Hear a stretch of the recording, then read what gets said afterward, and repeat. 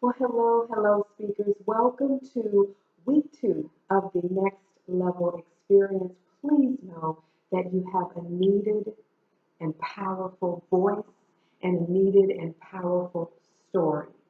So last week we talked about getting clear on your who, on your what, on your why, and on your problem. This week we're going to fill in some of the blanks. We're going to work on my signature speaker framework.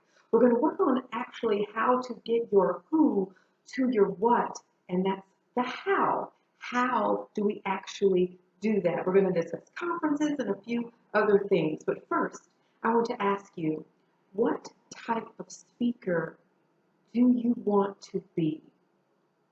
Now you have your target audience. Now you know, in a sense, what you want to share, but what type of speaker do you want to be?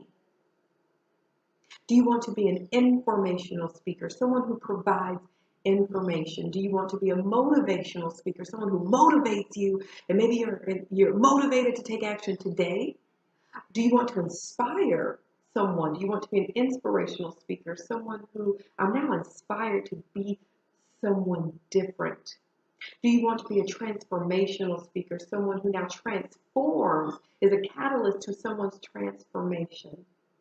There's no right or wrong answer. I actually got some of these items from Lisa Nichols, who is an amazing speaker. So in a sense, you might say, well, I'd like to be all of them, or I'd like to be informational and motivational, or I'd like to be transformational. Here's the difference.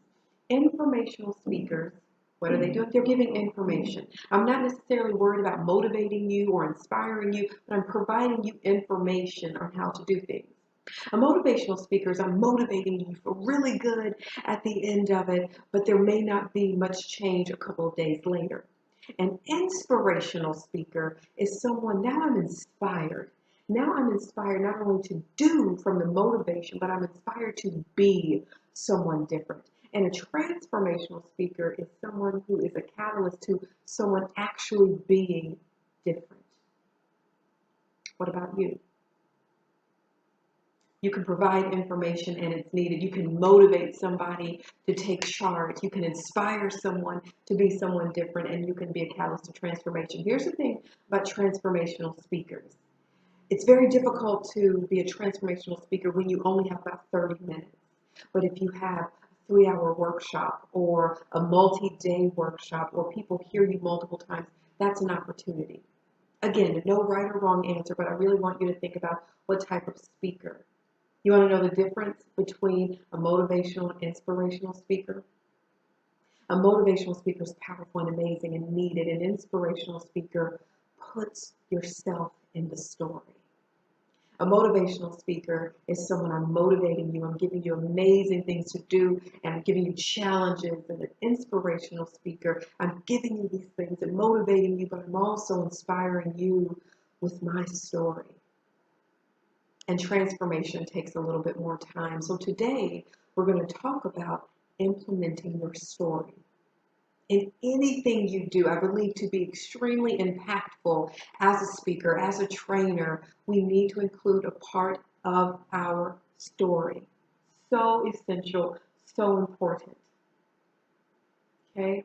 So essential, so important. Side note, you know that it's really important as a speaker to watch yourself on video, and I caught a look at myself and I noticed my posture changed, and so you change it. So again, record yourself speaking. Make sure you do that. So let's go on and talk about the framework, which will get into the story. So there is a framework. You ready? Here's the speech keynote training framework. I love it. And it's proven. I've tried it. I have had clients use it, and so it works. Here's the framework. First part is your powerful opening. Your second part is your brief introduction into who you are. Just, hello, I'm so glad to be here. The third part is your story. Now here's where you implement some storytelling and you tell us a little bit about who you are. The next is the how. The how are we getting your point across? So you're in front of your target audience. The how is, how do I get them to that one? What steps am I giving? What steps or questions am I giving along with my story? Your story is part of the how. After you give your how, then it's a small, thank you so much for having me, da da da da. And then the final part is a powerful closing. A powerful closing is essential to keynotes and workshops and training. So for week 2, we're going to park on the how piece. We're going to park on the how piece. Oh, bonus piece for the framework is an interactive component. So you're able to think about this over the week and figure out, what might I add to interaction, or what might I add for my opening? We're going to get into all of that during week 3, but this week we're focusing on the how. And the first part of the how is your story. So, what part of your story connects with your what? What part of your story makes you want to share this? For me, when I was invited to speak for the first time at that high school, they wanted me to talk about me, and I didn't.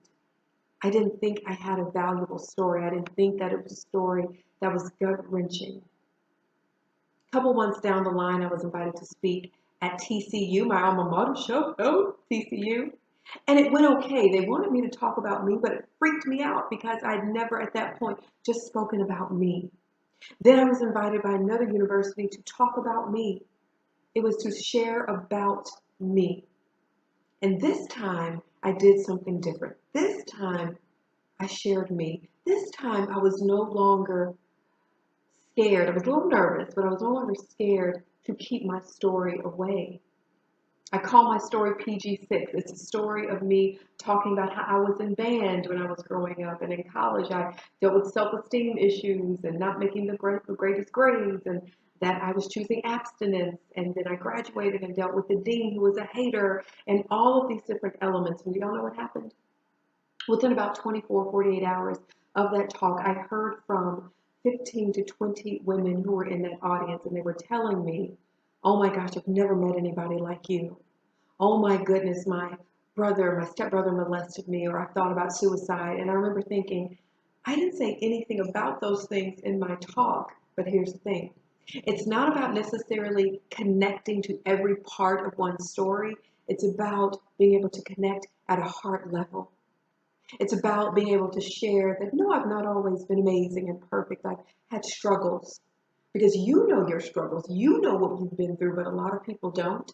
There are probably quite a few people who would be surprised if you would share that you've been through some hard stuff.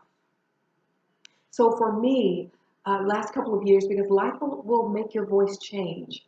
When life happens, your voice might change. So a couple of years ago, my family experienced a tragedy, and when I talk to audiences about grief or self-care, I include a story. I include a particular story, and the story, I'm going to make it short, but the story is I was giving a speaking engagement, and I was talking to a group of individuals who had just been released from prison. It was one of the most powerful engagements that I'd had in a long time. It was transformation. There were tears. It was absolutely amazing. After the event, the coordinator wanted to take me to lunch, and somebody else wanted to join us for lunch. And I was getting ready to go. I was excited to go, and then I got a phone call. I got a phone call that would change the rest of my life. I got a phone call from my mom letting me know that this particular family member had passed away. I collapsed. I fell to the ground. And I was on the ground for what seemed like 10 hours. It was more like 10 minutes, and I got up, and that started my new normal. That started a time of grief. That started a time where I could not help myself. I had to ask for help. I could not do it on my own. I had no choice but to rely on the Lord. So to those of you who can relate to me in any way, I would like to share with you 5 steps, 5 tips if you're going through grief, if you're going through something really difficult. Okay, I'm going to pause. And I shortened it a little bit. There's some more details in there, but that was my what would be letting people know that it's okay not to be okay, letting people know that it's okay to grieve and be still.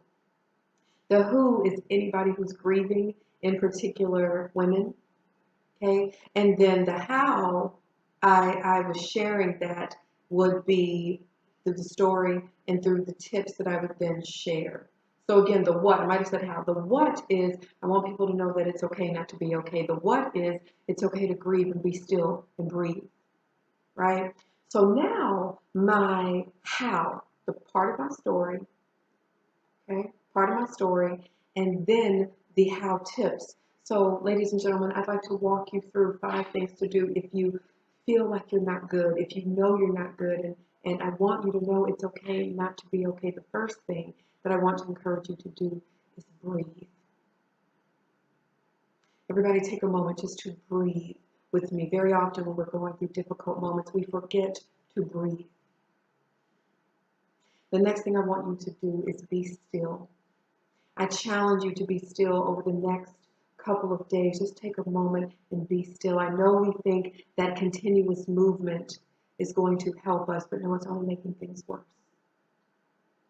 The next thing is I don't want you to do life alone.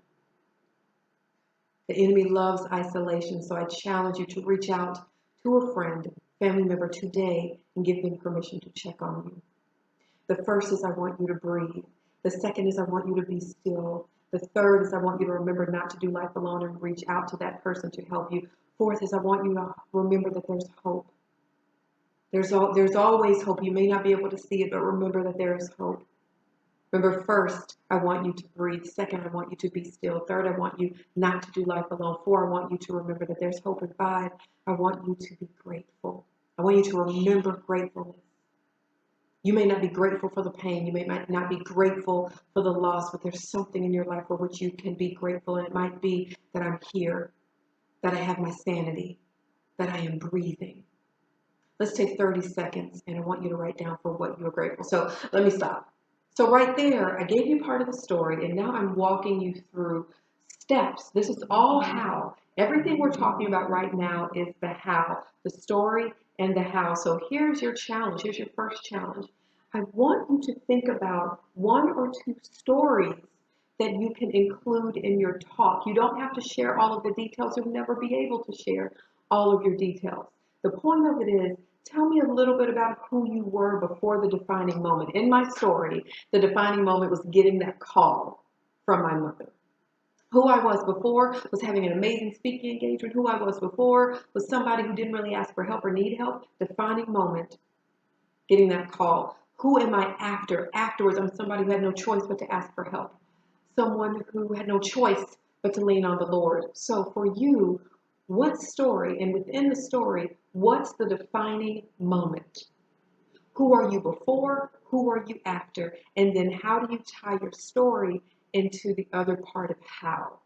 How do you tie it into the how? So maybe you're offering 3 tips. Maybe you're offering 3 steps. Maybe you're offering 3 questions. So here's the thing when you're offering the tips and questions. Make sure you're offering things that they can implement immediately. They can implement within the next 24 hours. Here are the tips and things that I call fluffy tips that I don't want you asking and advising. Okay, so when you feel like giving up, don't give up. That doesn't help me. Tell me how not to give up, or tell me when you feel like giving up, remember why you started this journey. And in order to remember, you need to write it down. So I challenge you right now to take 10 seconds and write down why you started this journey. I want your hows to be so specific and particular that people aren't overwhelmed and they can begin today. Sometimes when I give self-care talks, some of the hows, some of my steps are, I want you to replace your alarm tone and put a song in place that makes you smile. I want to challenge you to wake up in the morning and don't touch your phone, but spend a time in prayer, spend a time in silence. Be specific about the how, okay? And I want you to forgive. It's important to forgive. That's important, but tell me how. Because if I'm in a place where I need to forgive, I might not know how. I might be overwhelmed. I might be sad. I might be angry. Help me with that. Help me with that. So you have your who, you have your what, you have your why, you have the problem. Now it's the how. How are you going to connect your who to the what? How do you do that? The how is your story, and then the 3 to 5 tips. And so I challenge you to write down maybe 6 or 7 tips or questions, or it can even be an acronym that can be in your how, and we can dwindle that down. So that's the part of the framework I want you to work on this week. Next part, conferences. Conferences are extremely beneficial for speakers. Speaking at association events, speaking at statewide conferences, regional conferences, national conferences. Here's why, and you might not be compensated for them. You might even have to pay a small fee to attend and speak, but here is why conferences are really important to attend. Number one, as an attendee, and two, as a speaker. Number one, it's important to attend conferences. Just to attend and learn from the workshop presenters and learn from the speakers, and also just be in a habit of continuous professional development and always wanting to learn. There was a season where I did not attend a conference for me and my enrichment for about 2.5 years, because every conference I attended, I was speaking. I didn't even realize it until I realized it, and I don't want that to be you. And then when I would show up to conferences to participate, oh my gosh, are you speaking? And I would say I would be honored to, but no, I'm just here being.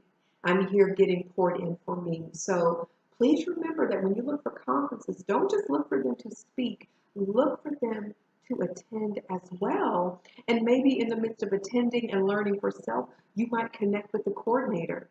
You might connect with someone who is in charge in some case and let them know that you would be interested in sharing next year and get their business card. Okay? First part is attending for yourself. Second is look for conferences to speak. Think about this. If you're speaking at a statewide conference, that means you're speaking to representatives from across your state who could potentially connect you to contracts, connect you to opportunities. Conferences and association meetings are really beneficial. So I challenge you this week to add to your potential client list, whether your client lists are universities, school districts. I want you to find 2 conferences, add to the list. I don't want you to do anything with the list yet. We're just adding to it. We're building the list. We're going to build the list, and you can add as many as you want, because in the next couple of weeks, you are going to be challenged to then reach out to these potential clients, and I'm going to tell you exactly how to do that. So add to the list. Next thing for today, how are you organizing all of your contacts? Yes, the Google spreadsheet, yes, Excel. I want you to begin thinking about your CRM, your customer relations management system. I'm going to give you some options in your workbook, but I want you to figure out what works for you. Here's a tip. Here's a tip just in managing some things. So as you're researching clients and you're researching these things, maybe you see one that you'd really be interested in sharing, and maybe it's in December, and maybe you know, like, I don't know if I should reach out now because I don't have everything together that I need. I don't have my bio and speaker sheet and headshot and descriptions and all of those things. Here's what you can do. Set a Google Calendar reminder for 30 days, because in 30 days, we'll have all those things. 30 days, set your reminder that you are now able to reach out to them, because we can get overwhelmed with how many events that we see, right? So just make your list.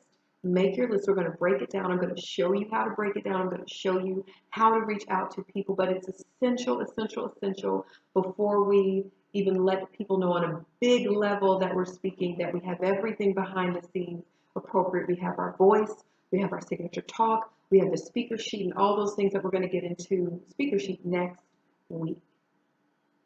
And the final thing for this week, what we're doing is, as you can tell, we're combining voice stuff also with marketing and speaker stuff, or speaker framework business things. So the marketing business piece that I want you to complete this week is your speaker request form.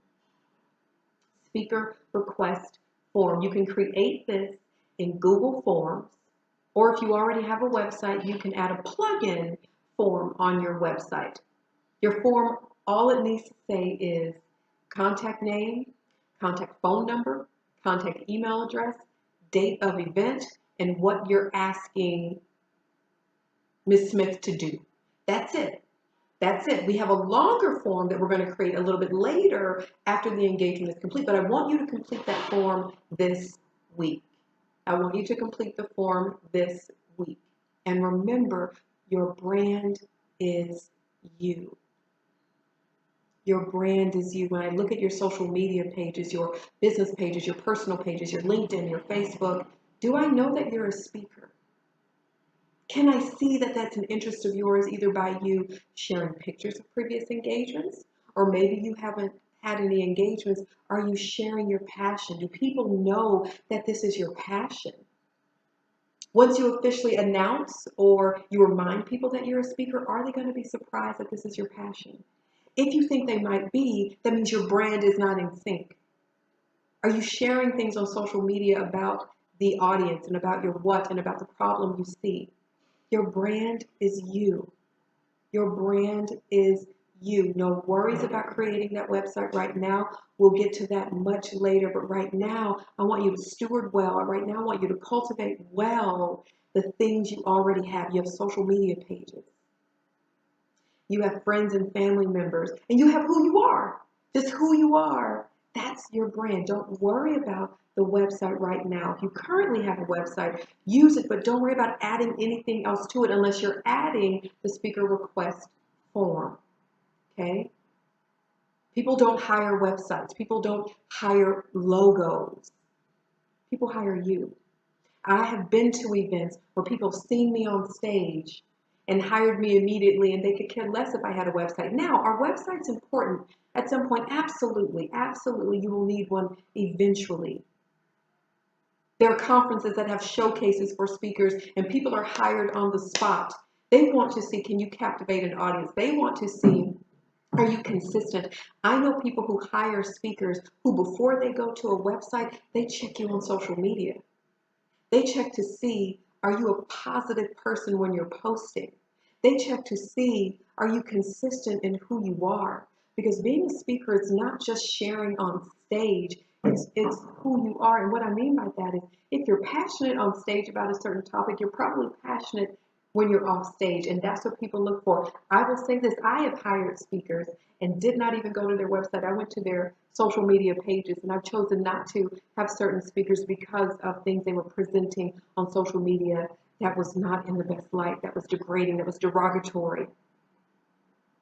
Your brand is you. Your brand is your voice, your brand are your posts. So let's recap your homework for this week. This week, I really want you to work on your how. How are you telling your audience your what?